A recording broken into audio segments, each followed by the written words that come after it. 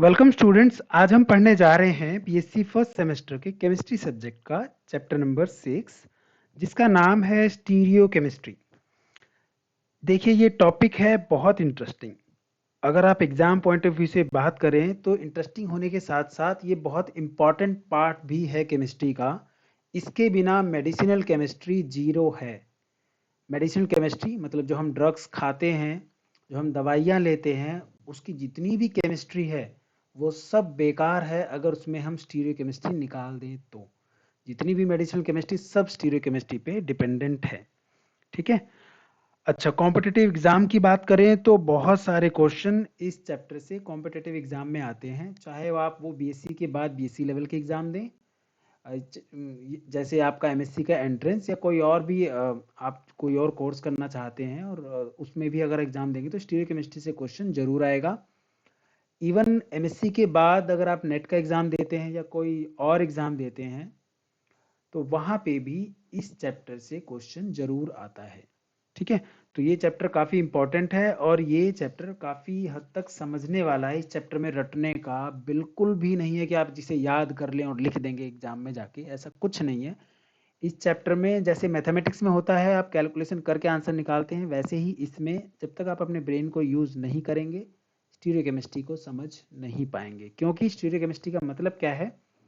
Chemistry का 3D version, मतलब जो भी आप कंपाउंड्स हैं उसके 3D स्ट्रक्चर को हम पढ़ने वाले हैं कि उसका 3 डायमेंशनल स्ट्रक्चर होगा तो उसमें क्या क्या पॉसिबिलिटीज हो सकती हैं, क्या उसके पॉजिटिव पॉइंट्स होंगे, क्या नेगेटिव पॉइंट्स होंगे, क्या कॉन्फ़िगरेशन होगा उस केमिकल कंपाउंड का।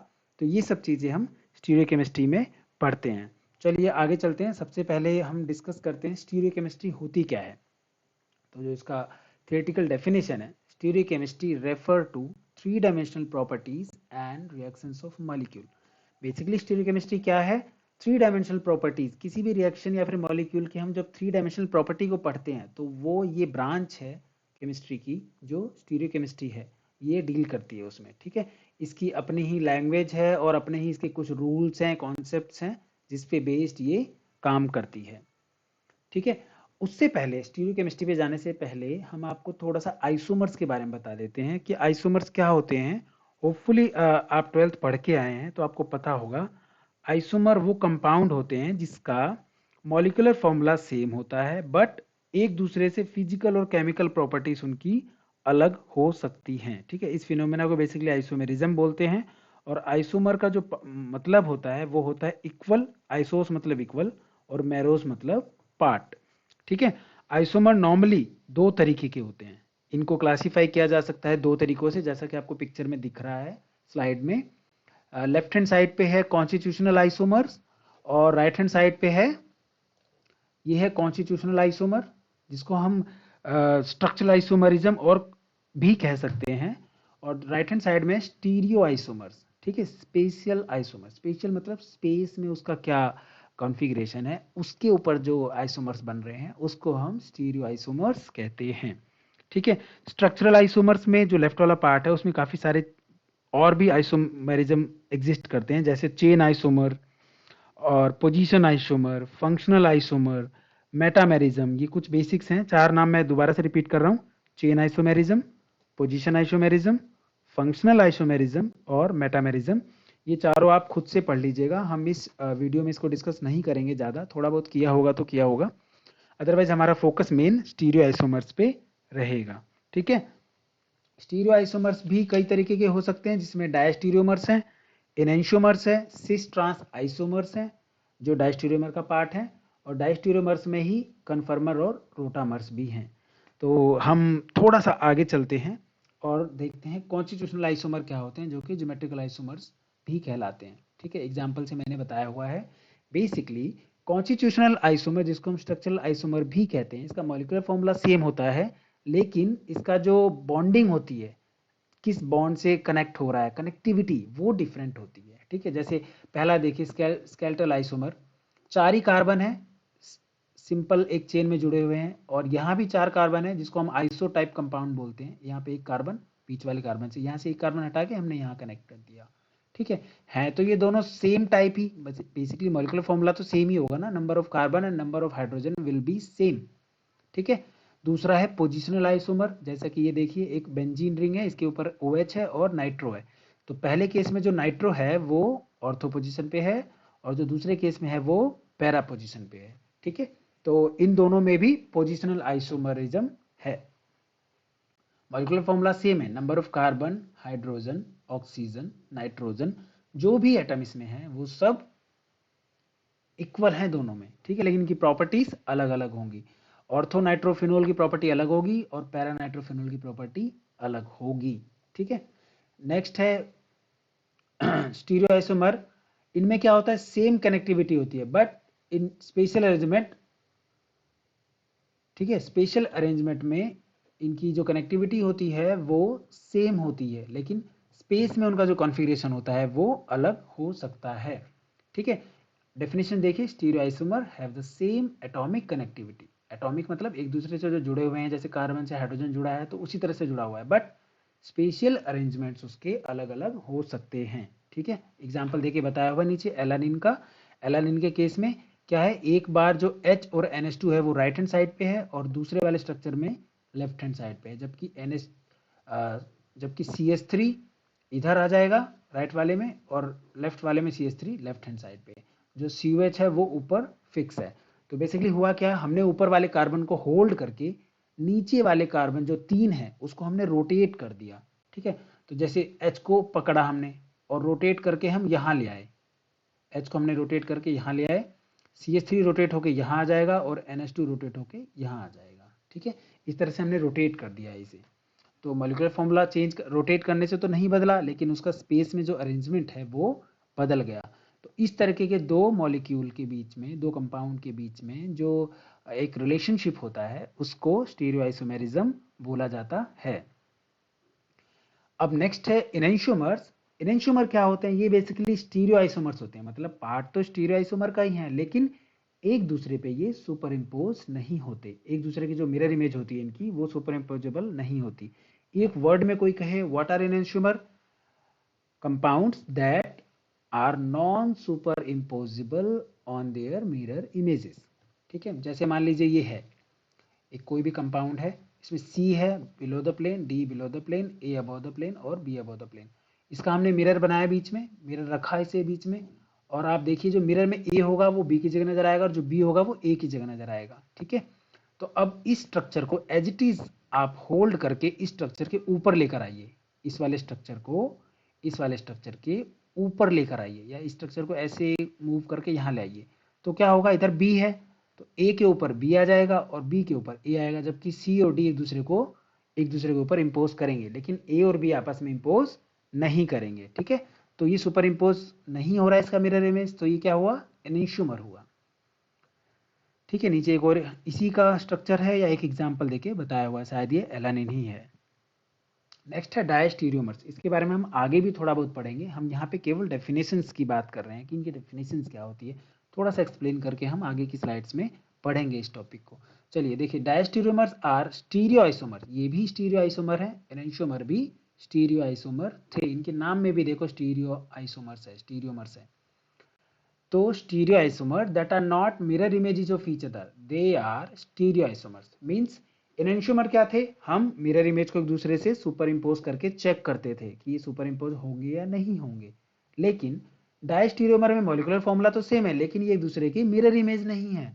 ठीक है, मतलब कनेक्टिविटी कुछ और है, मिरर इमेज वाली हम नहीं कंसिडर कर रहे हैं, तो ये डायस्टीरियोमर में होते हैं। जो सिस ट्रांस आइसोमर है वो डायस्टीरियोमर का ही पार्ट है। ठीक है, अब इनकी डेफिनेशंस को थोड़ा देख लीजिए। Stereoisomers compound with the same connectivity different arrangements in space. तो स्टीरियो आइसोमर्स क्या होते हैं, कंपाउंड जिनकी कनेक्टिविटी सेम हो but arrangements in space are different.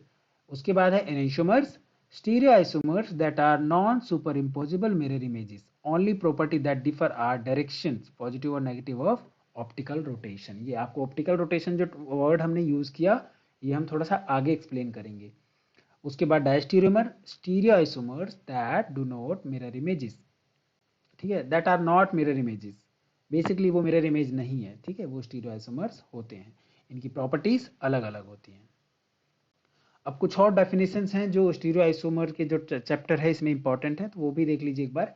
Asymmetric centre, sp3 carbon with 4 different group attach, मतलब कोई भी एक sp3 कार्बन है, sp3 हाइब्रिडाइज, उस पे अगर 4 डिफरेंट ग्रुप अटैच है तो उस कार्बन को सेंटर माना जाता है और ये कहा जाता है कि ये एसिमेट्रिक सेंटर है। ठीक है, एसिमेट्रिक कार्बन भी कह सकते हैं उसे, बोथ आर सेम, दोनों ही चीजें सेम है। एसिमेट्रिक कार्बन कहिए या एसिमेट्रिक सेंटर कहिए, दोनों ही वर्ड सेम चीज को सिग्निफाई करते हैं। नेक्स्ट डेफिनेशन है optical activity, the ability to rotate the plane of polarise light. ठीक है, अब हमने ऑप्टिकल एक्टिविटी पर आए तो ये जो वर्ड है प्लेन पोलराइज लाइट, ये भी हम 8 से 10 स्लाइड बाद आपको एक्सप्लेन करेंगे, अभी आप इसको छोड़ दीजिए। अगला है chiral compound, a compound that is optically active. ठीक है, ऑप्टिकली एक्टिव यानी कि जो प्लेन पोलराइज लाइट को मूव कर पाएंगे वही कंपाउंड कायरल होते हैं। ये दोनों ही जो डेफिनेशन है ऑप्टिकल एक्टिविटी और कायरल कंपाउंड की, और पोलरीमीटर भी, ठीक है, जो एक डिवाइस है जो मेजर करता है ऑप्टिकल रोटेशन को कायरल कंपाउंड के, ये तीनों ही डेफिनेशंस को हम अभी तो यहाँ पे डेफिनेशंस हमने डाल दिया है हमने, लेकिन जब हम आगे बढ़ेंगे 5-7 स्लाइड बाद तो आपको थोड़ा सा एक्सप्लेन करके मैं बताऊंगा। ठीक है, तो अभी यहाँ पे आप इसे छोड़ भी सकते हैं, आगे चलते हैं, कायरलिटी की बात करते हैं। आपका जो राइट हैंड है वो लेफ्ट हैंड पे बिल्कुल भी सुपर इम्पोज नहीं होता है। ठीक है, तो ये भी जो साइन है वो किसका है, कायरलिटी का। ठीक है, इसको हम बोलते हैं handedness, right hand glove doesn't fit into the left hand, ये राइट हैंडेडनेस होती है। ठीक है, कोई भी ऑब्जेक्ट जो कायरल होगा उसकी मिरर इमेज डिफरेंट होगी ओरिजिनल ऑब्जेक्ट से, सिंपल, एक लाइन में आप इसे याद कर सकते हैं। अब आ जाइए ए कायरल पे।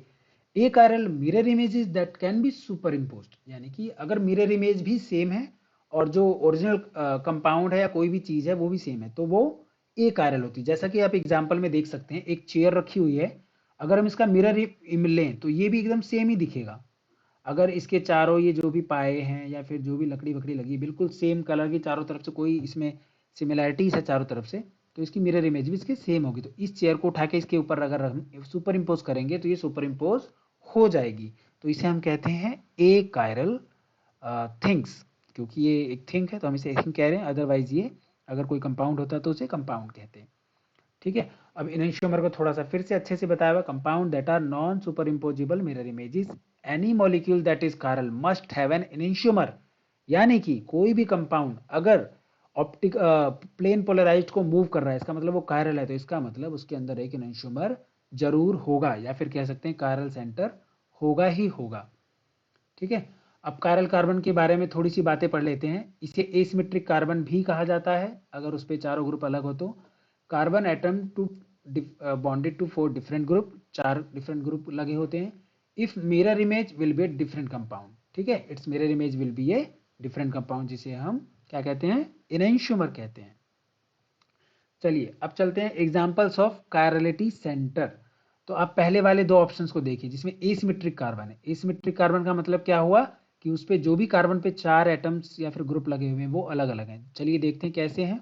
देखिए इस कार्बन पे एक हाइड्रोजन है, दूसरा ब्रोमीन है। इस डैश लाइन का मतलब होता है बिलो द प्लेन, यानी कि जो ये स्ट्रेट लाइन है, नॉर्मल लाइन जो खींची हुई है, ड्रॉ लाइन की हुई है, ये होती है plane of paper, in the plane. आप 2D स्ट्रक्चर बना रहे हैं ना पेपर पे, तो आप ये जो दो लाइनें सिंपल ड्रॉ कर रहे हैं ये पेपर में, पेपर के साथ है, बिल्कुल प्लेन में उसकी।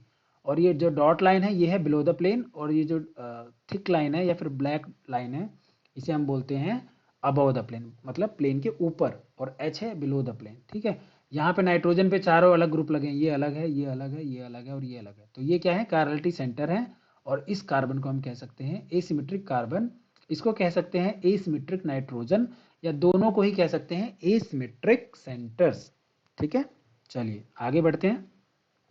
अब आर और एस, इसके दो डेफिनेशंस होती हैं, इनकी बेसिकली दो एनंशियोमर्स के बीच में इनको नाम दिया गया है आर और एस।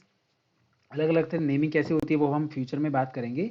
फिलहाल मैं इस स्लाइड से ये दिखाना चाहता हूँ कि जो ये दो कॉन्फ़िगरेशंस होती हैं इसमें इंपॉर्टेंस क्या होती है। देखिए ये है बाइंडिंग साइट ऑफ रिसेप्टर, यानी कि ये एंजाइम है, और ये कोई मान लीजिए मेडिसिन है। तो एंजाइम में जैसा इसके अंदर ये होस्ट गेस्ट हो, बेसिकली ये होस्ट है और ये गेस्ट मॉलिक्यूल है। ठीक है, अगर होस्ट और गेस्ट का स्ट्रक्चर सेम है, जैसे देखिए ये त्रिभुज जैसा है, ट्राइंगल जैसा है, ट्राइंगल जैसा, ये सर्कल, ये लगभग वर्ग जैसा है, तो यह रेक्टेंगल जैसा है, तो ऐसा ही ये भी है। अगर ये तीनों साइज मैच करेंगे तो ये इसमें फिट हो जाएगा, यानी कि एंजाइम में फिट हो जाएगा। अगर ये मैच नहीं करेंगे तो ये फिट नहीं होगा, जैसे कि यहाँ पे साइज मिसमैच हो गया। तो आर इनैंशियोमर जहाँ पे इसके साथ फिट हो सकता है बाइंडिंग साइट के साथ, जो कि एक एंजाइम हो सकता है, एस इनैंशियोमर फिट नहीं होगा। और यही जो इम्पॉर्टेंट फीचर है स्टीरियोकेमिस्ट्री का, इस यही जो प्रिंसिपल है बेसिकली मेडिसिनल केमिस्ट्री का, बेसिकली मेडिसिनल केमिस्ट्री का आधारभूत है ये। ठीक है, इसके बिना मेडिसिनल केमिस्ट्री एग्जिस्ट नहीं कर सकती। चलिए आगे देखते हैं एकार्यल कंपाउंड्स को। मान लीजिए ये कोई एक कंपाउंड है, मिरर रखा और हमने इसको रोटेट कर दिया। बेसिकली इसमें क्या है, 3 और 3 सेम है। ठीक है, 3 3 सेम है। दो अगर सेम ग्रुप लगे होंगे किसी कार्बन पे तो वो कायरल हो ही नहीं सकता। ठीक है, इसका मतलब उसकी जो मिरर इमेज है वो सुपर इम्पोज कर जाएगी। नेक्स्ट है प्लेन ऑफ सिमिट्री। इसे समझने की जरूरत है। प्लेन ऑफ सिमिट्री क्या होता है, मान लीजिए ये 3 3 जैसा पिछला स्लाइड में था, 3 3 दो सेम लगे हुए हैं। तो हम अगर इस एंगल से देखें, इस वाले एंगल से, जो ये 1 वाला जो एटम है ये ग्रीन कलर का, इसके इसको और ये ब्लू वाला जो पीछे है इसके बिलो द प्लेन, इन दोनों को एक एंगल में करके देखें इस साइड से। ठीक है, थोड़ा सा तिरछा।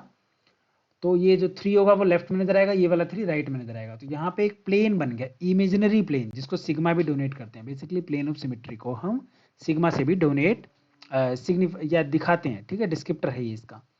अगर हम यहाँ से देखें तो ये मॉलिक्यूल बेसिकली हाफ इधर और हाफ इधर दोनों सेम है। ठीक है, इधर का जो आधा मॉलिक्यूल होगा ये वाला, वो सुपर इम्पोज कर जाएगा, इसका मिरर इमेज इस पे सुपर इम्पोज कर जाएगा। तो कहते हैं कि इस मॉलिक्यूल में प्लेन ऑफ सिमिट्री है और ये एक आरएल मॉलिक्यूल है। ठीक है, प्लेन ऑफ सिमिट्री आपको समझ में आ गया। एक ऐसी इमेजरी लाइन आप खुद ही इमेजरी ड्रॉ कीजिए कि आधा मॉलिक्यूल दूसरे मॉलिक्यूल की मिरर इमेज बन जाए, तो इसे हम कहते हैं प्लेन ऑफ सिमिट्री। अब चलिए आरएस कॉन्फ़िगरेशन की बात कर लेते हैं, ये क्यों इंपॉर्टेंट होता है। तो देखिए पहला क्या है, एलिनिन है, नेचुरल एलानिन, और दूसरा है अननेचुरल एलानिन। जो नेचुरल है उसमें जो H है बिलो द प्लेन है और NH2 अबव द प्लेन है, लेकिन इसका जस्ट मिरर इमेज जो है वो अननेचुरल एलानिन है। नेचुरल और अननेचुरल का मतलब क्या होता है पहले ये समझ लीजिए। नेचुरल एलानिन का मतलब है कि जो ये वाला कंपाउंड है ये नेचर में एज इट इज मिलता है, बनाया नहीं जाता किसी पेड़ से या फिर किसी भी ऐसी रिसोर्स से हमें ये मिल सकता है, हम इसे एक्सट्रैक्ट कर सकते हैं। अननेचुरल जिसको हमें बनाना पड़ता है, ये नेचर में नहीं पाया जाता, हम इसमें चेंजेस करके इसे बना सकते हैं, ये सिंथेटिक है, इसका मतलब ये अननेचुरल है। ठीक है, both enantiomer of alanine receive the same name in the IUPAC system, 2 amino propanoic acid. ठीक है, तो बेसिकली ये है तो प्रोपेनोइक एसिड, 3 कार्बन का है, प्रोपेनोइक एसिड है, और दूसरे कार्बन पे यहाँ से नंबरिंग होगी 1 2 3, दूसरे कार्बन पे अमीनो ग्रुप लगा हुआ है। ठीक है, but only one enantiomer is biologically active. Biologically active मतलब जो एंजाइम्स होते हैं उसके साथ एक्ट कर पाता है केवल एक। ठीक है, in alanine only enantiomer on the left can be metabolised by enzyme, मतलब जो केवल ये वाला एलानिन है ये हमारी बॉडी में मेटाबोलाइज हो जाता है, ये वाला नहीं होता। ठीक है, तो इन दोनों को डिस्टिंग्विश करने के लिए हम आर और एस डिस्क्रिप्टर यूज करते हैं। तो जो ये सिस्टम था वो किसने दिया था, कैन इनगोल्ड प्रीलॉग, और इसको शॉर्टकट में क्या कहा जाता है, सी आई और पी। ये तीनों साइंटिस्ट का जो नाम है उनका जो पहला पहला अल्फाबेट है, इसको अगर हम एक साथ लिखे तो बोलते हैं CIP। आपके MCQ में पूछा जा सकता है कि व्हाट इज CIP रूल, या फिर इनके नाम पूछे जा सकते हैं। तो उसमें कैन इनगोल्ड प्रीलॉग ये तीन थे जिन्होंने मिलके जो RS की नेमिंग है, RS नोमेनक्लेचर की जो नेमिंग है उसके रूल्स क्या क्या होंगे ये इन्होंने फ्रेम किए थे। ठीक है, तो enantiomer have different spatial arrangements of the 4 group attached to asymmetric carbon. The two possible spatial arrangement are called configuration, यानी कि अगर दो spatial arrangement है तो उसको हम configuration कहते हैं। Each asymmetric carbon atom is assigned a letter R or S based on 3-dimensional configuration. तो उसके 3-dimensional configuration के ऊपर बेस्ड हम उसे R और S नेमिंग करते हैं, और ये सारे रूल किसने बनाए थे, कैन इनगोल्ड प्रीलॉग, इन्होंने ये रूल बनाए थे। ठीक है, चलिए देखते हैं इनका पहला रूल क्या है। अच्छा, आपका जो क्योंकि फर्स्ट सेमेस्टर है BSc का, तो इसमें बहुत ज़्यादा डीप में इसकी नेमिंग नहीं है, बहुत लाइट लाइट नाम या फिर नेमिंग करना आएगा ना, तो आपको बहुत ज़्यादा डीप, बहुत डिफिकल्ट वाले नहीं करने हैं। तो देखिए, assign a relative priority to each group bonded to the asymmetric carbon. Group 1 would have the highest priority, group 2 second, etc. Atom तो करना क्या है आपको, एक कार्बन पे 4 ग्रुप लगे होंगे ना, तो आपको क्या करना है, 1 2 3 4 कार्बन पे जो 4 ग्रुप लगे होंगे उनको 1 2 3 4 नंबरिंग करनी है। ठीक है, पहला काम तो आपको क्या करनी है, नंबरिंग करनी है। लेकिन किस हिसाब से करनी है नंबरिंग, किसको 1 देना है, किसको 2 देना है, किसको 3 देना है, किसको 4 देना है, ये कैसे पता चलेगा। ये पहला रूल है इसमें कि जिसका एटॉमिक नंबर ज्यादा होगा उसको हम नंबर 1 पे रखेंगे, उसके बाद दूसरे पे किसको रखेंगे, जिसका एटॉमिक नंबर कम होगा। इस सीरीज मैंने यहाँ पे लिखी हुई है, देखिए आयोडीन, ब्रोमीन, क्लोरीन और सल्फर, मान लीजिए कार्बन पे ये चारों लगे हैं, तो नंबर 1 इसको मिलेगा, नंबर 2 इसको मिलेगा, नंबर 3 इसे मिलेगा और नंबर 4 सल्फर को मिलेगा। अब मान लीजिए आयोडीन लगा है, क्लोरीन लगा है, फ्लोरीन लगा है और हाइड्रोजन लगा है, तो नंबर 1 इसे, नंबर 2 ये, नंबर 3 ये और नंबर 4 ये। यानी कि जिसका एटॉमिक नंबर सबसे कम होगा उसको नंबर 4 पे रखा जाएगा और जिसका एटॉमिक नंबर सबसे ज्यादा होगा उसे नंबर 1 पे रखा जाएगा। ये तो हो गया नंबरिंग करने का सिस्टम। उसके बाद प्रायोरिटीज, ठीक है, जैसा देखिए इसमें फ्लोरीन को हमने फर्स्ट दिया। अच्छा, जो कार्बन से बॉन्डेड एटम होगा उसी को सबसे पहले देखना है नंबरिंग करते टाइम, उसी का एटॉमिक नंबर मैच वो करेगा, मैटर करेगा। अगर ये सेम है, मान लीजिए 2 फ्लोरीन है या दोनों पे कार्बन लगे हुए हैं, तो हमें जो इससे कार्बन के साथ में जो जुड़ा होगा उसे देखना है, उसका एटॉमिक नंबर ज्यादा है कि नहीं है। जैसे मान लीजिए 2 कार्बन, चलिए हम आगे एग्जांपल आएंगे तो डिस्कस करेंगे। फिलहाल हमारे यहाँ पे फ्लोरीन है, कार्बन है, नाइट्रोजन है और हाइड्रोजन है। तो सबसे कम हाइड्रोजन होता है एटॉमिक नंबर 1, इसे नंबर 4 दे देंगे। सबसे ज्यादा होगा फ्लोरीन का, इसे नंबर 1 दे देंगे। कार्बन का और नाइट्रोजन का, इन दोनों में कार्बन का होता है 6 और नाइट्रोजन का होता है 7, तो 1 2 3 एंड 4, ये तो हो गया नंबरिंग करने का सिस्टम। ठीक है, अगर आपको समझ नहीं आया है तो वीडियो को थोड़ा सा पीछे करके आप रिवाइंड करके देख लीजिए कि जिसका सबसे ज्यादा एटॉमिक नंबर होगा, फ्लोरीन का सबसे ज्यादा है, फिर नाइट्रोजन, फिर कार्बन और फिर हाइड्रोजन। तो जैसे जैसे एटॉमिक नंबर डिक्रीज होगा नंबरिंग वैसे वैसे बढ़ती चलेगी। ठीक है, तो इसमें फ्लोरीन होगा नंबर 1 पे और जो CH3 होगा वो होगा नंबर 3 पे और जो नाइट्रोजन वाला ग्रुप है वो होगा नंबर 2 पे और हाइड्रोजन होगा लीस्ट प्रायोरिटी ग्रुप 4। ठीक है, उसके बाद है ब्रेकिंग टाइज। टाइज ब्रेकिंग का मतलब क्या है कि मान लीजिए 2 लोगों के बीच में मैचिंग हो जाए। एग्जाम्पल है, देखिए ये कार्बन है, इस पे एक H है, एक H है और एक ब्रोमीन है। वहीं दूसरा कार्बन है, इस पे एक H है, एक Cl है और एक Cl है। तो हम ब्रोमीन वाले को नंबरिंग ज्यादा देंगे क्योंकि कार्बन के साथ ब्रोमीन जुड़ा है और यहाँ कार्बन के साथ जो तीनों जुड़े हैं उन तीनों की जो एटॉमिक नंबर है वो ब्रोमीन से कम होती है, तो हम ब्रोमीन को आगे रखेंगे। अच्छा, इसी केस में अगर Cl की जगह तो CH3 लगा दें, तीनों CH3 लगा दें, तो क्लोरीन क्लोरीन का एटॉमिक नंबर ज्यादा है। यानी कि हमें तब तक ये मैचिंग करते चलना है आगे जब तक कोई डिफरेंस ना आ जाए। डिफरेंस आने पे, जहां पे डिफरेंस आएगा जिस पॉइंट पे, उसका हमें एटॉमिक नंबर मैच करना है और फिर ये देखना है किसका एटॉमिक नंबर ज्यादा है। जिसका एटॉमिक नंबर ज्यादा होगा उसको हम प्रायोरिटी देंगे नंबरिंग करते टाइम। ठीक है, अब चलिए अगर डबल बॉन्ड और ट्रिपल बॉन्ड को आ जाए तो हमें कैसे करना है। देखिए जब ब्रेक्स एंड डुप्लीकेट, ये जैसे ये है C डबल बॉन्ड C, तो हमने क्या समझ लिया यहाँ पे, ये वाले लास्ट वाले में तो कोई प्रॉब्लम ही नहीं है। C और C के हमने 2 बॉन्ड बना दिया आपस में।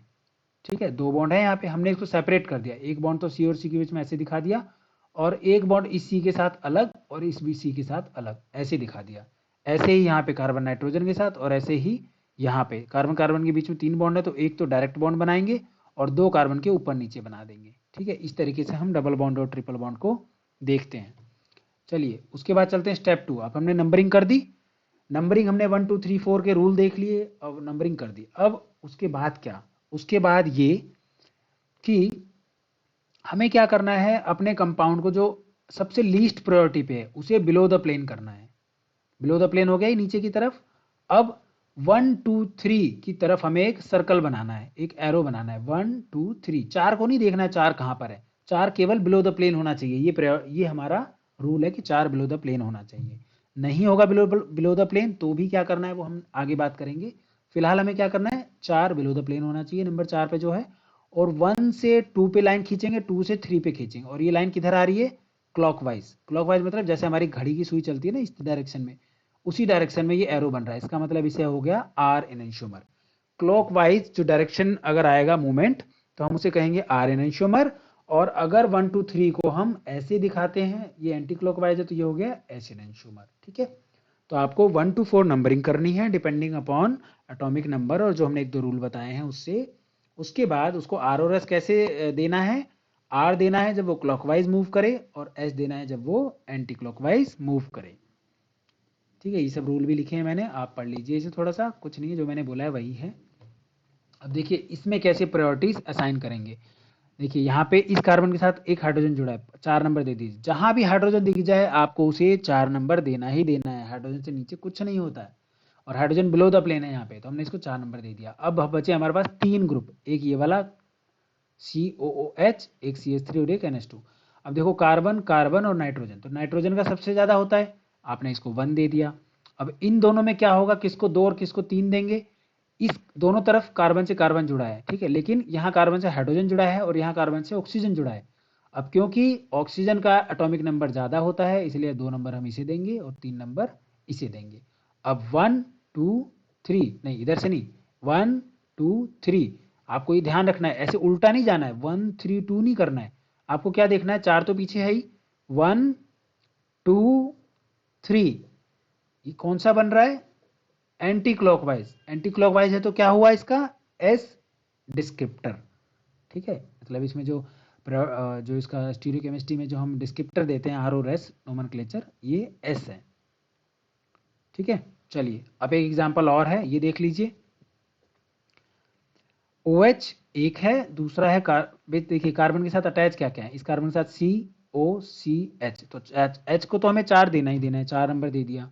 अब इन तीनों में देखिए 2 पे कार्बन है, यहाँ कार्बन है, यहाँ कार्बन है और यहाँ OH है, तो OH को नंबर 1 दे देंगे हम। ठीक है, अब इन दो में कौन सा ज्यादा होगा, इन दो में इसे ज्यादा मिलेगा, क्योंकि यहाँ पे इस कार्बन के साथ 2 हाइड्रोजन है लेकिन फिर से एक कार्बन जुड़ा हुआ है, और इस कार्बन पे 2 हाइड्रोजन है लेकिन इस पे कार्बन जुड़ा हुआ है, तो यहाँ तक तो मैच टाई हो रहा है, इन दोनों के बीच में टाई है।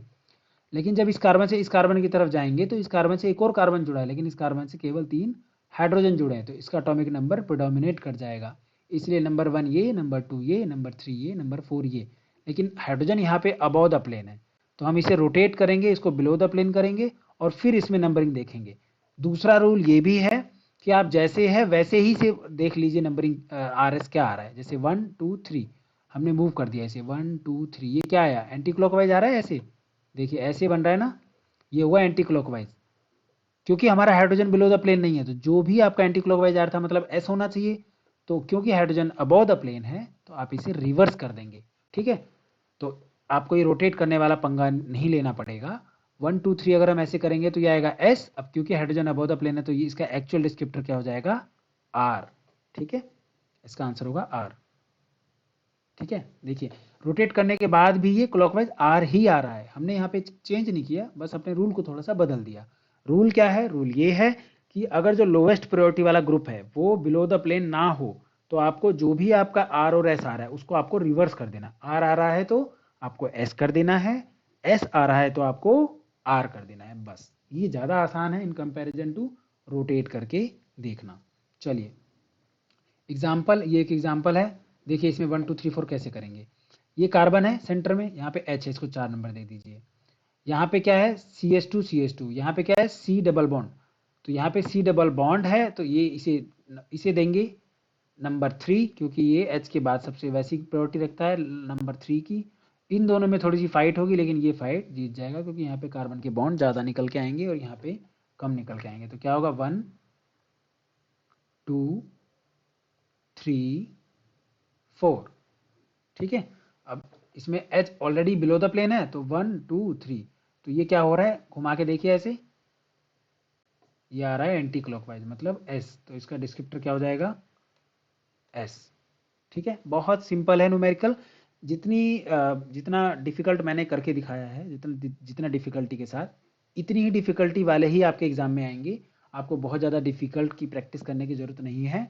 आप गूगल क्रोम पे जाइए, गूगल पे जाइए बेसिकली, और कुछ RS नोमेनक्लेचर के सिंपल सिंपल वाले करके देख लीजिए असाइन। ठीक है, कॉपी पेन, जब तक इसमें प्रैक्टिस नहीं करेंगे तब तक आपको नहीं क्लियर होगा, ये आपको प्रैक्टिस करनी ही पड़ेगी। ठीक है, साइक्लिक टाइप में भी रूल ऑलमोस्ट सेम रहता है, जैसे ये कार्बन है तो यहाँ पे एक ये अटैच है, एक ये कार्बन अटैच है, एक ये कार्बन अटैच है, तो इस कार्बन पे हम करेंगे तो कैसे होगा, देखिए ग्रुप 1, ये ग्रुप 1 था, यहाँ पे एक कार्बन CH3 इधर अटैच है। अब क्योंकि डबल बॉन्ड था तो यहाँ पे 2 कार्बन जोड़ दिए हमने अलग से, एक इस कार्बन पे एक इस कार्बन पे। ठीक है, तो इसे हम देंगे क्या देंगे, इसे नंबर 1 देंगे क्योंकि इसमें डबल बॉन्ड है। अब 2 और 3, H तो बिलो द प्लेन है, इसे तो 4 देंगे ही देंगे। 2 और 3 में फाइट होगी, ठीक है। तो 2 और 3 में कौन जीतेगा? 2 में ये जीतेगा, क्योंकि यहाँ पे C के बाद ऑक्सीजन है, और जबकि यहाँ पे C डबल बॉन्ड C है। तो इसलिए इस वाले ग्रुप को हमने नंबर 2 दिया और इस वाले ग्रुप को हमने दिया नंबर 3।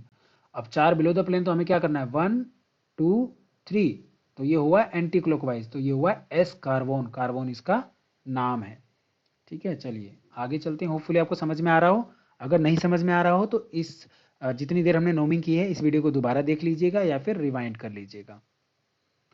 अब चलिए हम प्रॉपर्टीज देखते हैं। देखिए एनेंटियोमर की प्रॉपर्टी क्या होती है? Same boiling point, melting point और डेंसिटी, इनकी ये तीनों चीजें प्रॉपर्टी सेम होती है। नेक्स्ट है इनका रिफ्रैक्टिव इंडेक्स, वो भी सेम होता है।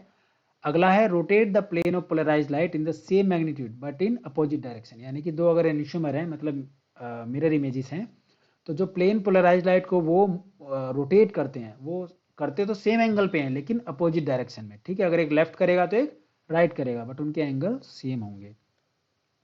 नेक्स्ट है different interaction with chiral molecule, ठीक है। तो क्या होता है? एक्टिव साइट जो होती है एंजाइम की, उसके लिए स्पेसिफिक होते हैं, ये सेलेक्टिव होते हैं फॉर ए स्पेसिफिक एनेंटियोमर, यानी कि किसी एनेंटियोमर को वो रिएक्ट करेगा, इंटरेक्ट करेगा, किसी से नहीं करेगा, ठीक है।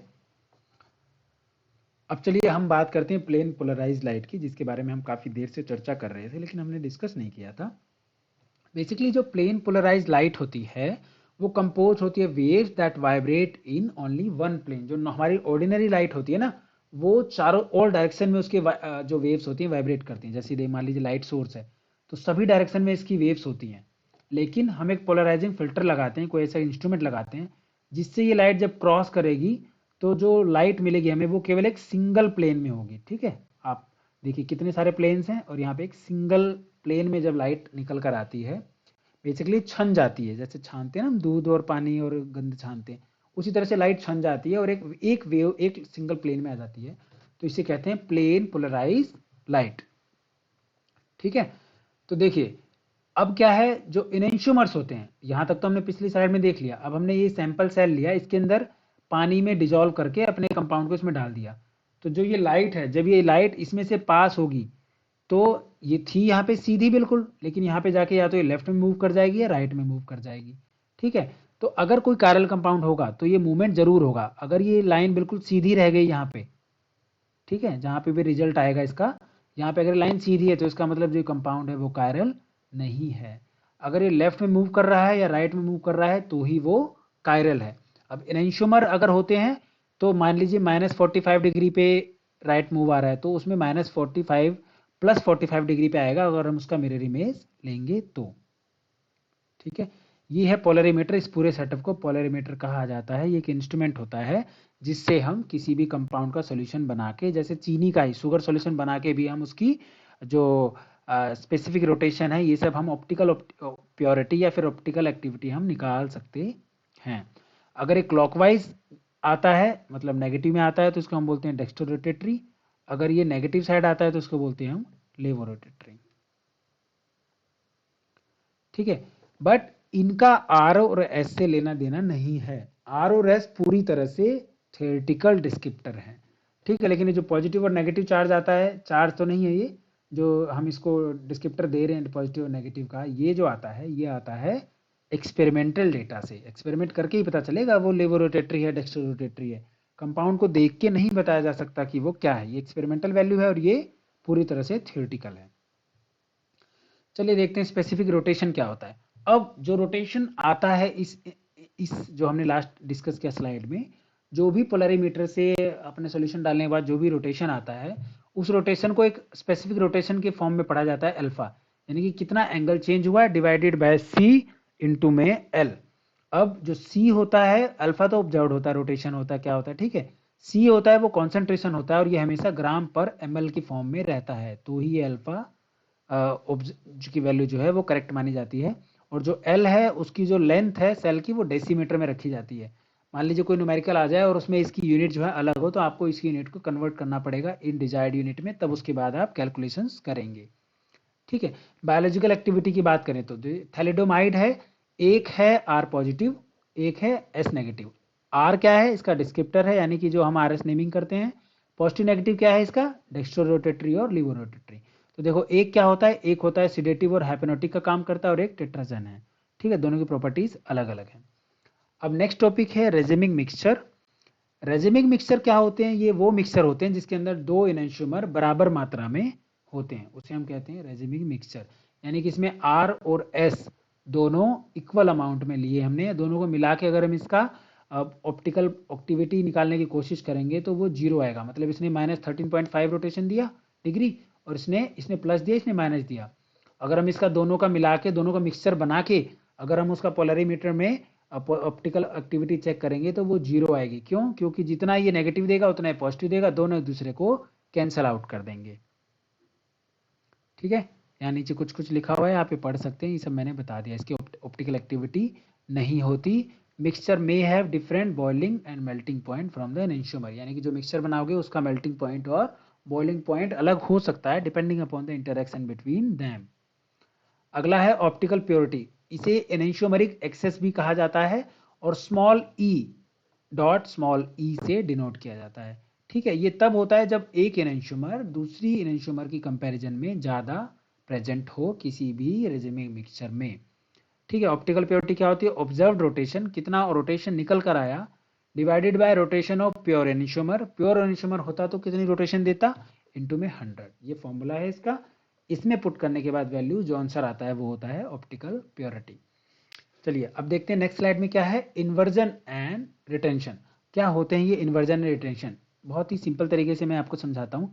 मान लीजिए कार्बन है, इस पर एक CH3 है, एक ब्रोमीन है, एक C2H5 और एक हाइड्रोजन है। हाइड्रोजन बिलो द प्लेन है, C2H5 मतलब जो इथेन मॉलिक्यूल है वो अबव द प्लेन है, और इन प्लेन है CH3 और Br। अगर फ्रंट साइड अटैक करें, यानी कि जो आयोडीन है वो फ्रंट साइड से अटैक करे इधर से, और ब्रोमीन निकल जाए और आयोडीन लग जाए सेम साइड पे अगर लग जाए तो इसे बोलेंगे रिटेंशन ऑफ कॉन्फ़िगरेशन, यानी कि कॉन्फ़िगरेशन चेंज नहीं हुआ। लेकिन अटैक अगर बैक साइड से हो, आई अटैक करे पीछे से, ब्रोमीन इधर से निकल जाए तो H इधर आ जाएगा और आई अपनी पोजीशन दूसरी ले लेगा, यानी जहां H था वहां आई आ गया और जहां ब्रोमीन था वहां H आ गया। तो यहाँ पे क्या हुआ, इन्वर्जन ऑफ कॉन्फ़िगरेशन, इसे कहते हैं इन्वर्ट होना कॉन्फ़िगरेशन का। ये हम ऑलरेडी डिस्कस कर चुके हैं, इसे स्किप करते हैं। ये भी डिस्कस कर चुके हैं। डायस्टीरियोमर भी हम डिस्कस कर चुके हैं, एनेंशियोमर डायस्टीरियोमर हम देख चुके हैं ना। ये दोनों एनेंशियोमर है क्योंकि इन दोनों के बीच में मिरर इमेजेस का रिलेशनशिप है। ये एक मिरर लगाया और ब्रोमीन ब्रोमीन, अगर आप इस स्ट्रक्चर को इसके ऊपर सुपर इम्पोज करने की कोशिश करोगे तो जो ब्रोमीन है वो हाइड्रोजन के ऊपर आएगा और ये वाला हाइड्रोजन इस ब्रोमीन के ऊपर आएगा। ठीक है, हैं दोनों एक दूसरे के मिरर इमेज, तो आपस में ये दोनों एनेंशियोमर हैं, आपस में ये दोनों भी एनेंशियोमर हैं। आप मिरर इमेज देखेंगे तो एक दूसरे की मिरर इमेज ही है। क्लोरीन यहाँ राइट में है, यहाँ लेफ्ट में है, हाइड्रोजन यहाँ राइट में है, यहाँ लेफ्ट में है, तो बेसिकली ये मिरर इमेज है। लेकिन अब क्योंकि ये आपस में इनके अगर एक दूसरे से रिलेशनशिप निकालोगे तो ये आएंगे डायस्टीरियोमर, क्योंकि ये एक दूसरे के मिरर इमेजेस नहीं हैं। ठीक है, चलिए इन सब की भी प्रैक्टिस करनी पड़ती है तब ये सब चीज़ें होती हैं, केवल वीडियो देख के नहीं कर पाओगे आप इसकी कॉपी पेन लीजिए और बना बना के देखिए। 2 और मोर कायरल सेंटर होते हैं तो क्या होता है, कार्बन होते हैं तो व्हेन कंपाउंड्स हैव 2 और more chiral centre they have enantiomer, diastereomer और meso isomers. Enantiomers have opposite configuration at each corresponding chiral carbon और diastereomer have some matching some opposite configuration। ये तो बहुत कॉमन सी बातें लिखी हुई हैं। अच्छा, मैक्सिमम नंबर ऑफ आइसोमर कितने होते हैं, 2 की पावर n। कितने कायरल कार्बन है उसकी 2 की पावर n कर दीजिए, बस जितने कायरल कार्बन हो उतने n होंगे, बस जितने सॉल्व करोगे आंसर आ जाएगा। मान लीजिए 3 कायरल कार्बन है तो उसके टोटल कितने हो सकते हैं आइसोमर, 2 की पावर 3। ठीक है, 2 raise to the power 3, it means 8 isomers possible है। अब समझिए मीजो कंपाउंड्स क्या होते हैं। मीजो कंपाउंड वो कंपाउंड्स होते हैं जो एक ही स्ट्रक्चर के अंदर अगर हम कोई एक ऐसा प्लेन डालें जिससे इसका लेफ्ट वाला पार्ट या फिर एक पार्ट दूसरे पार्ट का मिरर इमेज बन जाए, तो इस तरह के कंपाउंड को कहते हैं हम मीजो कंपाउंड्स। और अभी थोड़ी देर पहले हमने जो सिग्मा प्लेन पढ़ा था ये वही सिग्मा प्लेन है, यानी कि ऐसे कंपाउंड जिसके बीच में एक सिग्मा प्लेन इमेजिनरी ड्रॉ किया जा सकता हो जिससे इसका आधा स्ट्रक्चर दूसरे बचे हुए आधे स्ट्रक्चर का मिरर इमेज बन जाए। ठीक है, meso tartaric acid, meso 2,3 dibromobutane, सिस 1,2 डाइब्रोमो साइक्लोहेक्सेन, ये सब जो हैं ये मीजो कंपाउंड्स हैं। ठीक है, meso compounds have a plane of symmetry, if one image was rotated 180 degree then it could be superimposed on other image. Meso compounds are achiral even though they have chiral centre. देखिए इसके अंदर chiral centre है, यहाँ पे chiral centre है, यहाँ पे chiral centre है, लेकिन क्योंकि ये मीजो कंपाउंड्स हैं तो ये कायरल नहीं होते। ठीक है, नेक्स्ट है नंबर ऑफ स्टीरियोआइसोमर, ये भी हमने कर लिया है, 2 की पावर n रूल लगाते हैं हम, और उसमें से मीजो अगर कुछ होता है तो उसे माइनस कर देते हैं। ठीक है, चलिए नेक्स्ट है properties of diastereomer. Diastereomers different physical properties होती हैं, इजीली इनको सेपरेट किया जा सकता है, ये रिएक्शंस में एक दूसरे से अलग होते हैं। पोलराइज्ड लाइट इनेंशियोमर्स, इनको डिफिकल्ट आसानी से नहीं किया जा सकता। ठीक है, और इनको डायस्टीरियोमर में convert enantiomer into diastereomers to be able to separate them. ठीक है, अगर हमें इनेंशियोमर को वो करना हो तो हम क्या करते हैं, उसे कन्वर्ट करते हैं डायस्टीरियोमर में, फिर सेपरेट कर पाते हैं, वैसे ये पॉसिबल नहीं होता है। अब देखिए इन दोनों के बीच में सिस और ट्रांस का जो रिलेशनशिप है ये रिलेटिव रिलेशनशिप है, यानी कि अगर एक ग्रुप हट जाए तो सिस और ट्रांस किसके रिस्पेक्ट में पढ़ोगे आप, है ना। लेकिन जो आर और एस होते हैं ये रिलेटिव कॉन्फ़िगरेशन नहीं होते हैं, ये होते हैं एब्सोल्यूट कॉन्फ़िगरेशन। ठीक है, उसके बाद डी और कैपिटल एल। तो देखिए किसी भी, ये जैसे शुगर का स्ट्रक्चर है, किसी भी ग्लूकोज का स्ट्रक्चर है, कोई भी स्ट्रक्चर है, तो इस स्ट्रक्चर में जो पेनल्टीमेट कार्बन है, पेनल्टीमेट कार्बन ये वाला होता है, इस पे जो OH ग्रुप लगा हुआ है, ये ग्रुप अगर राइट हैंड साइड में होता है तो ये होता है डी, और अगर ये ग्रुप लेफ्ट में लगा हो तो ये होता है एल। ठीक है, तो ये इनेंशियोमर ही हैं। तो जो कैपिटल डी और कैपिटल एल होते हैं इसका भी ऑप्टिकल एक्टिविटी से कोई लेना देना नहीं होता। ठीक है, ये आपको समझना पड़ेगा कि ऑप्टिकल एक्टिविटी से कैपिटल डी और कैपिटल एल का कोई लेना देना नहीं होता। जो स्मॉल डी और स्मॉल एल होते हैं वो होते हैं डेक्स्ट्रो रोटेटरी और लीवो रोटेटरी, उनका लेना देना होता है ऑप्टिकल एक्टिविटी से। ठीक है, दोनों के बीच में आपको डिफरेंस पता होना चाहिए। ये है एस इनेंशियोमर, ये है आर इनेंशियोमर, ये पॉजिटिव डेक्स्ट्रो रोटेटरी है, ये माइनस है लेवो रोटेटरी है। ठीक है, एक है एल एलानिन और एक है डी एलानिन।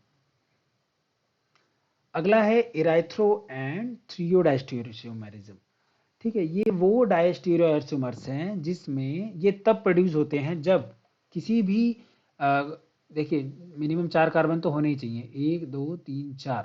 ठीक है, और जो बीच वाले दो कायरल सेंटर हैं इन दोनों कार्बन पे दो ग्रुप सेम अटैच हों, और देखिए क्योंकि इस कार्बन पे एक ब्रोमीन है, इस कार्बन पे एक हाइड्रोजन है, इस कार्बन पे एक ब्रोमीन है और इस कार्बन पे एक हाइड्रोजन है, यानी कि हाइड्रोजन हाइड्रोजन सेम है और ब्रोमीन ब्रोमीन सेम है।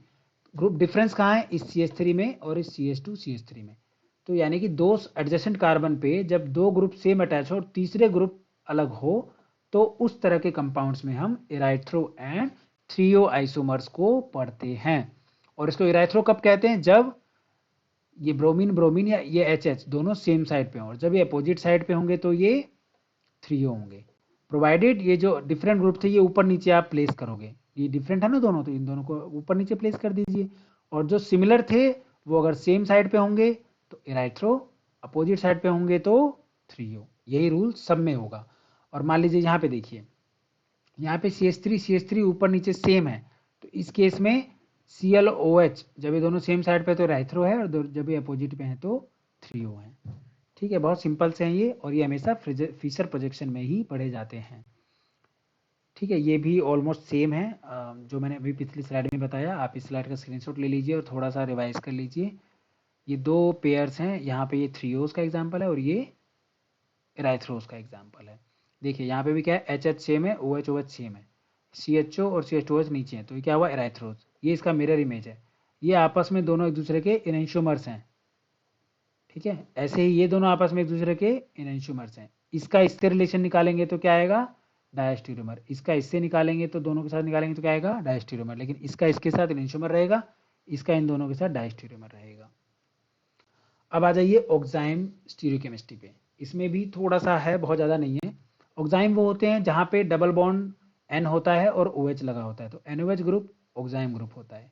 ठीक है, तो ये एल्डो एग्जाइम होगा अगर एक R और एक H ग्रुप है, कीटो एग्जाइम होगा अगर दोनों R ग्रुप है, एल्काइल या फिर एराइल। तो देखिए इसमें जो ऑक्साइम होते हैं इसमें दो ज्योमेट्रिक आइसोमर्स होते हैं, एक होता है सिन और एक होता है एंटी। तो सिन और एंटी कैसे निकालते हैं ये देख लीजिए।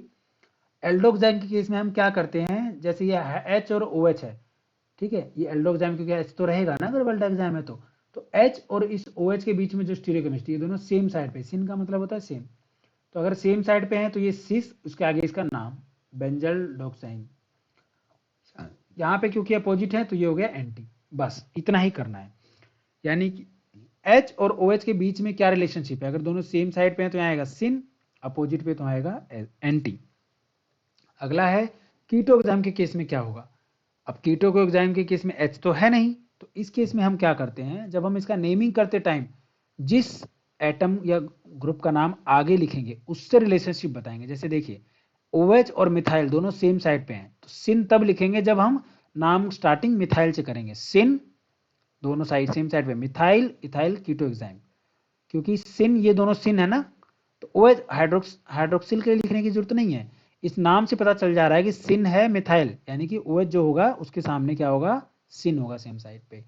अगर हम नेमिंग इसके हिसाब से करेंगे तो हम कर देंगे एंटी इथाइल, अगर इसके हिसाब से नेमिंग करेंगे तो एंटी OH के anti ethyl, anti ethyl methyl ketoxime. ठीक है, बहुत सिंपल सी नेमिंग है। आज चलिए आगे चलते हैं। अब हम पढ़ने आ गए हैं कन्फर्मेशनल आइसोमर्स।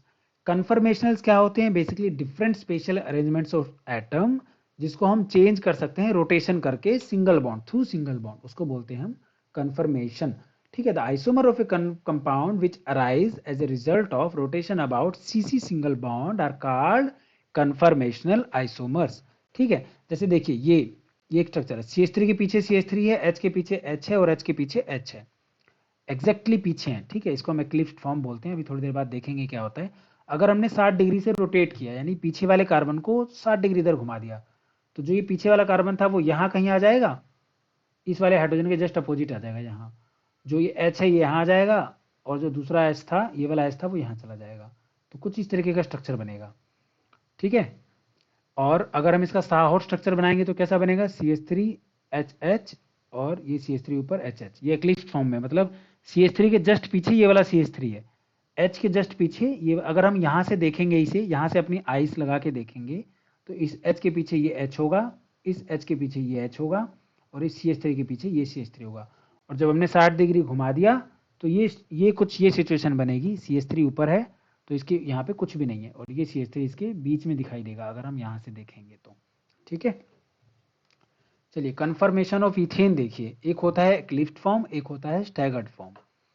एक्लिप्ट फॉर्म का मतलब होता है एग्जैक्टली एक बॉन्ड के पीछे दूसरा बॉन्ड, तो उसे कहते हैं एक्लिप्ट फॉर्म। इस तरह के स्ट्रक्चर को हम कहते हैं न्यूमैन प्रोजेक्शन, यानी कि इस तरह से ड्रॉ करना, यानी कि कार्बन को एक बॉल की तरह दिखाना और बाकियों को स्टिक की तरह दिखाना, तो इसको हम न्यूमैन प्रोजेक्शन बोलते हैं। और न्यूमैन प्रोजेक्शन में ये इसका एक्लिप्ट फॉर्म है, और ये है इसका स्टैगर्ड फॉर्म।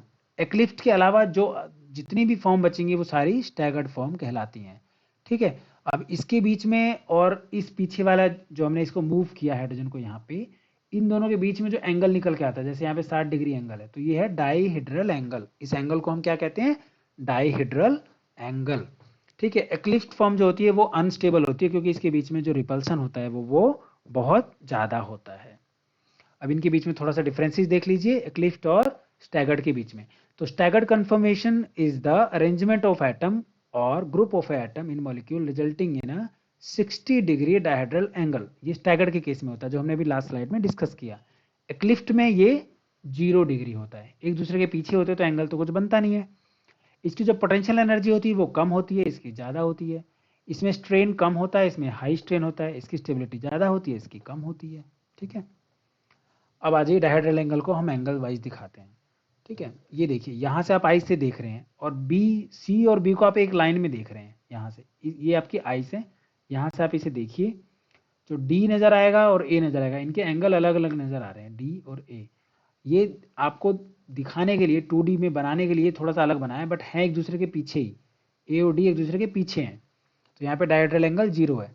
इस केस में क्या है, ए नीचे है डी ऊपर है, तो यहाँ पे ए नीचे है डी ऊपर है, इनके बीच में डायहेड्रल एंगल कितना आया, 180 डिग्री। ठीक है, तो डायहेड्रल एंगल क्या होता है, दोनों के बीच में एंगल जो बनकर आता है, आगे और पीछे जो कार्बन है, दोनों कार्बन पे जो ग्रुप्स लगे हुए उनके बीच में जो एंगल होता है वो होता है डायहेड्रल एंगल। इस केस में इसे कहते हैं सिन पेरीप्लेनर, और इस केस में इसे कहते हैं एंटी पेरीप्लेनर। अब चलिए देखते हैं एक्लिप्ट कन्फर्मेशन लेस स्टेबल और स्टैगर्ड कन्फर्मेशन मोर स्टेबल, इनके बीच में एक एनर्जी डायग्राम। ठीक है, ये रियर कार्बन रोटेशन एंगल है। जैसे ही ये 60 डिग्री पर आता है तो जो एनर्जी है इसकी कम हो जाती है, मतलब स्टेबल हो जाता है। जब ये 120 हो जाता है तो फिर से अनस्टेबल, 180 डिग्री पे फिर स्टेबल, फिर से 240 पे अनस्टेबल, मतलब इसकी एनर्जी बढ़ती रहती है जैसे ये एंगल इनके बीच में जो रिपल्सन है वो बढ़ जाता है। ठीक है, अब देखिए एन ब्यूटेन। एन ब्यूटेन में क्या होता है? एन ब्यूटेन का मतलब होता है नॉर्मल चेन है और उसमें 4 कार्बन है। ठीक है, ये है एंटी स्ट्रक्चर जिसमें CH3 एक दूसरे के जस्ट अपोजिट हैं, ये सबसे ज़्यादा स्टेबल होते हैं, मतलब 0 डिग्री या फिर हम कह सकते हैं 180 डिग्री, ये वाला सबसे कम एनर्जी है ना इसकी, तो ये सबसे ज़्यादा स्टेबल है। जितनी ज़्यादा एनर्जी होगी उतना अनस्टेबल होंगे।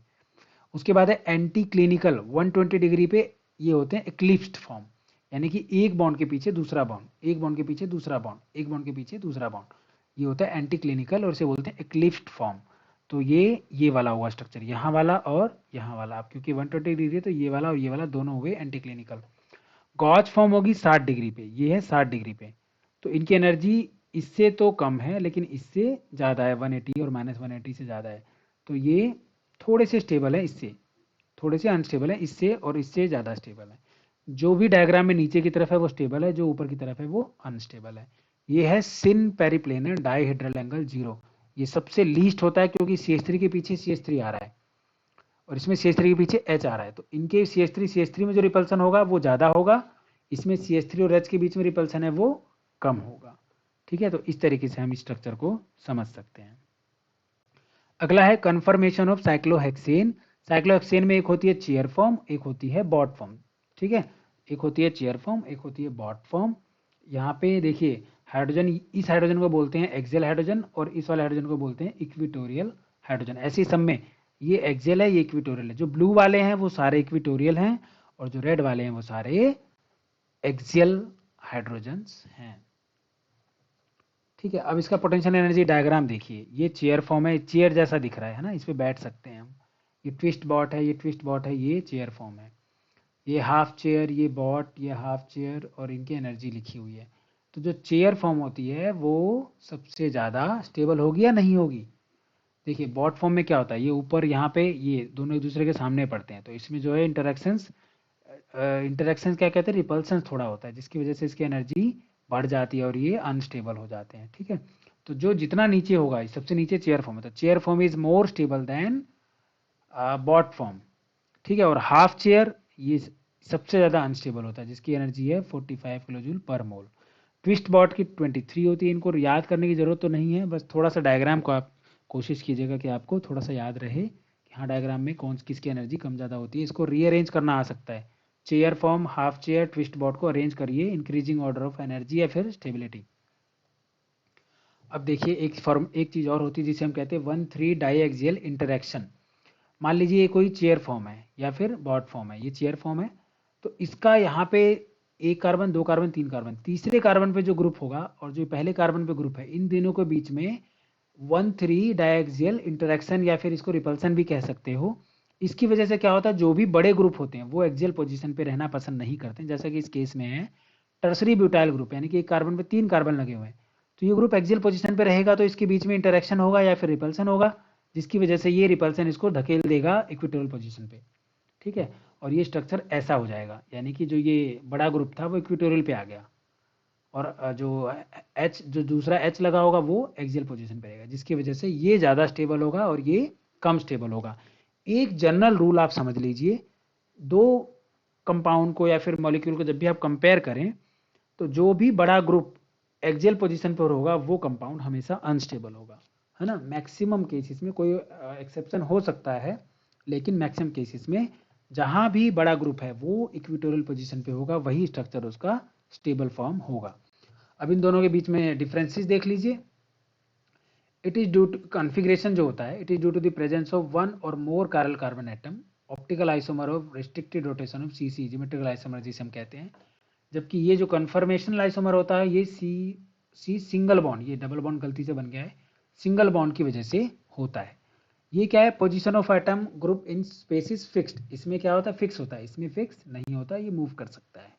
इसमें क्या है, one form of configuration is not converted into another, जबकि इसमें हम रूम टेम्परेचर पे भी हम इसे कन्वर्ट कर सकते हैं एक फॉर्म से दूसरे फॉर्म में। There is large energy difference nearly 30 kilo calorie per mole, और इसमें क्या होता है, जो एनर्जी डिफरेंस होता है वो बहुत कम होता है, इवन टेम्परेचर बढ़ाने से भी वो मूव फिर से कर जाता है। ठीक है, थोड़ा सा डिफरेंसेस और है, आप इसे पढ़ लीजिए। ये वही है जनरली जो मैंने पिछली स्लाइड में बताया है, आप इसे नोट डाउन कर लीजिए। चलिए अब कुछ तरीके हम देखेंगे जो हमने इस स्लाइड में यूज किए हैं कि किस तरीके से कौन कौन से साइंटिस्ट ने कैसे कैसे किसी स्ट्रक्चर को 2D फॉर्म में पढ़ने के लिए फ्रेम किया था। ठीक है, इसमें पहला क्या है, वेज एंड डैश प्रोजेक्शन। इसमें क्या करते हैं हम, जो भी इन प्लेन होते हैं, इसमें दो इन प्लेन रखते हैं, एक को बिलो द प्लेन रखते हैं और एक को अबव द प्लेन रखते हैं। ठीक है, इन द प्लेन कौन से, जो लाइन से ड्रॉ करते हैं, और जो इन फ्रंट कौन से होते हैं, जो हम हार्ड और या फिर ब्लैक ब्लैक थिक लाइन देखते हैं, और जो डॉटेड लाइन होती है ये होती है बैकवर्ड यानी कि बिहाइंड द पेपर। ठीक है, बिहाइंड द प्लेन बोला जाता है इसको। न्यूमन प्रोजेक्शन क्या है, मान लीजिए दो कार्बन वाले कंपाउंड है, हम इधर से देख रहे हैं तो जो CH3 है वो ऊपर नजर आएगा हमें, और इन इधर से देखिए आप, H ये लेफ्ट में, H राइट में, तो हमने एक लेफ्ट कर दिया एक राइट कर दिया। पीछे क्या है, H एक ऊपर की तरफ राइट है और एक राइट है और एक लेफ्ट है, तो ये रहे राइट लेफ्ट, और CH3 नीचे की साइड। तो इस तरीके के मॉडल को हम बोलते हैं न्यूमन प्रोजेक्शन। अगला है सा हॉर्स, यानी कि किसी स्ट्रक्चर को एक घोड़े की तरह दिखाना। सा हॉर्स का मतलब होता है घोड़े की तरह दिखाना। अब मान लीजिए ये है, ये दो एच अगर आप यहाँ से देख रहे हैं, इस साइड से देख रहे हैं, तो एक एच लेफ्ट में, ये राइट में है, लेफ्ट राइट, और ये एच नीचे है तो इसे नीचे कर दिया। पीछे वाला एक एच ऊपर है, ये रहा ऊपर, और ये इस एंगल पे, इस एंगल पे, ये इस एंगल पे, इस एंगल पे। तो इनके आपस में अगर आप यहाँ से देखेंगे तो ये एच आपको यहाँ नजर आ रहा है बीच में, और ये साइड में, और ये ऊपर वाले साइड में, और ये नीचे। ये है सा हॉर्स प्रोजेक्शन। नेक्स्ट है फिशर प्रोजेक्शन। ठीक है, फिशर प्रोजेक्शन में हम जहां से देखते हैं, कहां से देखते हैं, जहां से हमें ये बिलो द प्लेन और जो अबव द प्लेन है ये हमें राइट और लेफ्ट में नजर आए। ठीक है, हमने इस एंगल से क्या किया, इन दोनों को प्रेस कर दिया, कंपाउंड को यहाँ से देख के प्रेस कर दिया, जेड लेफ्ट में हो गया, वाई राइट में हो गया, डब्ल्यू ऊपर और एक्स नीचे, और 2D पेपर पे हमने इसे सिंगल सिंगल लाइन से दिखा दिया। इसे हम कहते हैं फिशर प्रोजेक्शन। नेक्स्ट है हैवर्थ प्रोजेक्शन। इसमें क्या करते हैं, हम ओपन चेन को साइक्लिक चेन बना देते हैं, जहाँ पे भी नॉर्मली ये 1,4 बॉन्डिंग बनती है, यहाँ से कार्बन का यहाँ पे बॉन्ड बन जाता है इस वाले कार्बन के साथ या ऑक्सीजन के साथ, तो कुछ इस तरीके की फॉर्म बन जाती है डी ग्लूकोज, तो इसे हम कहते हैं साइक्लिक फॉर्म या फिर हैवर्थ प्रोजेक्शन। तो इस स्लाइड में इतना ही। आप वीडियो को लाइक कीजिए, सब्सक्राइब कीजिए और सभी बच्चों को शेयर जरूर कीजिएगा। ठीक है, बहुत ही जल्द हम इस वीडियो की भी MCQ अपलोड कर देंगे। डिस्क्रिप्शन में मेरे सभी पुराने वीडियो का लिंक अवेलेबल है, कृपया वहां से जाके जरूर देखिए। धन्यवाद।